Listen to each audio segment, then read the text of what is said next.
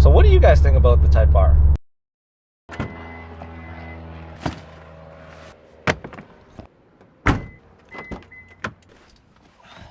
What is up, guys? Welcome back to another video. I'm on my way home, just finished up at the gym, and I thought I'd turn on the camera and talk about the new Type R, because I don't think we talked about it yet. Now, Steph's not with me, but I know she has her own opinion to share. But on the way home, why don't I share about my first impressions and my thoughts, and then I'm gonna get Steph to share hers, maybe in another video.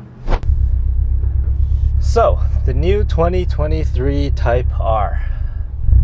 First of all, I'm very excited that the Type R is still around, especially because the STI is not around anymore. So kudos to you, Honda. Now, the first thing I saw when Honda released or did the reveal was, obviously everybody knows, the design is a lot more tamed and simple, I guess you could call it, compared to the FK8.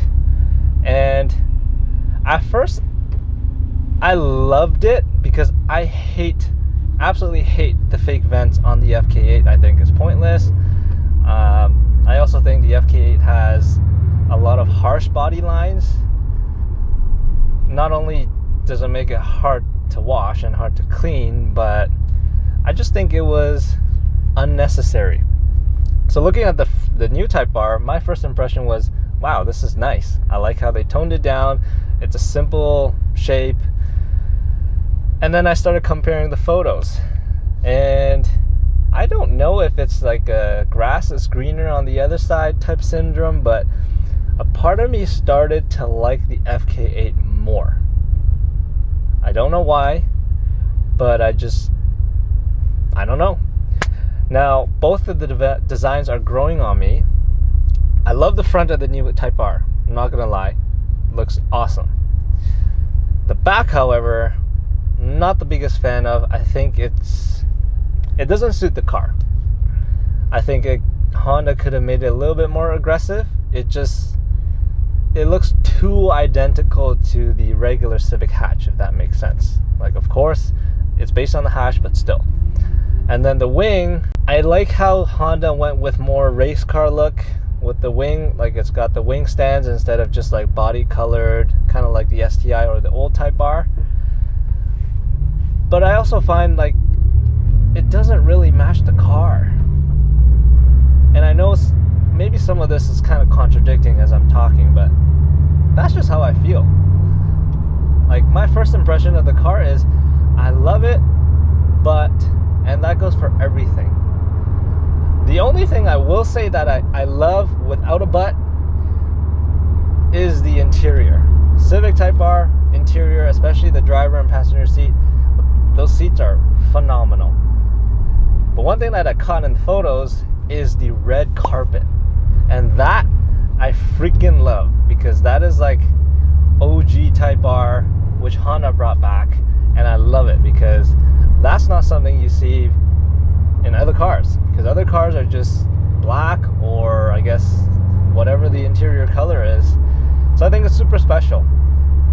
Now, I think the whole approach for Honda with the Type R is that they really built a track monster that you can daily. Whereas the STI was more of a fun sports car that you could take to the track, but you would have to do some modifications to it. For instance, brakes and so on, tires, handling even. But I think the Type R, Honda just made it great out of the box for the track. So I think that's a big difference, and I think Honda's really focusing in on a track monster, especially for a front wheel drive car. Like, I don't think there's any other car out there other than like Euro hot hatches that can even compare. So I guess that's a good thing. Now, performance, I don't actually know if Honda released the numbers. I may have read somewhere that it was about like 320 horsepower or something, which is a little bit disappointing given how much Honda hyped it up. I mean, technically they're not wrong in saying it's the most powerful Type R ever, but it's like, come on.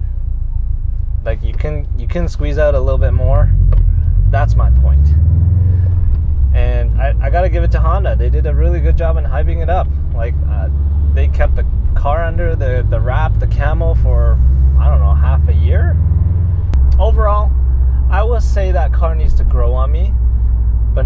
FK8 is actually growing on me more. One big thing though I will have to point out is how many Type Rs are going to be in production. And that's the part that gets me. Because I was so looking, and Steph too, was so looking forward to the new Type R. And we've always talked about wanting a Type R as our second car, potentially. But where we are in Canada, Honda Canada said, hey, for 2023, 2024, and 2025, in total, we're only releasing 546 units. 546. Which to me, that's, if you talk about how many units in a 3-year run, that's like what some super limited edition or supercars, that's what they do, but it's for a Type R. And to put it in perspective, I think the FK8, there was 48,000 that sold in North America, or maybe in the US, I don't know. But either way, that's a big difference. That's a huge difference. Like, I tried calling dealerships, and every single one have told me, hey, we're getting like 3 units, we're getting like 4 cars max, and we don't know what's gonna happen after. But there's about 20 people on the list. So that kind of takes the car out of like the attainable list. Not even from a price point, well, I mean, potentially from a price point because there's going to be stupid markups on it. But just from a standpoint of, I can't even get the car. That's the part that disappoints me, because the Type R is such an amazing car. And I don't know about you guys, but when a car is that limited, at least in Canada, it almost makes you not want to drive it as much or enjoy it as much. Like, it almost makes me want to just have it as a collector's car rather than actually enjoy it. So I'm hoping that Honda Canada, Honda America, I guess global, is that they are just bluffing when it comes to those numbers. And maybe after the first year, they'll actually ramp up production, because I think a lot of people, and I speak for a lot of us, I think, would want to have an opportunity to get one if we wanted one. Now, if I were to get a Type R, would I get the FK8 or the new one? To be honest, at this point, I don't know. At first, before the reveal, it was 100% FL5 all the way, not even going to consider the FK8. But after it came out, I'm starting to like the FK8 more. I don't know why, but that's just the way it is right now.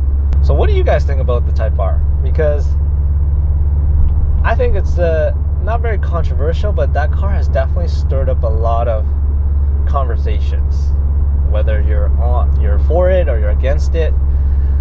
I'm just curious, and I'm excited to see it in person, see it on the road, whenever that is, because I really, so far I've seen it in photos and it just doesn't do it justice.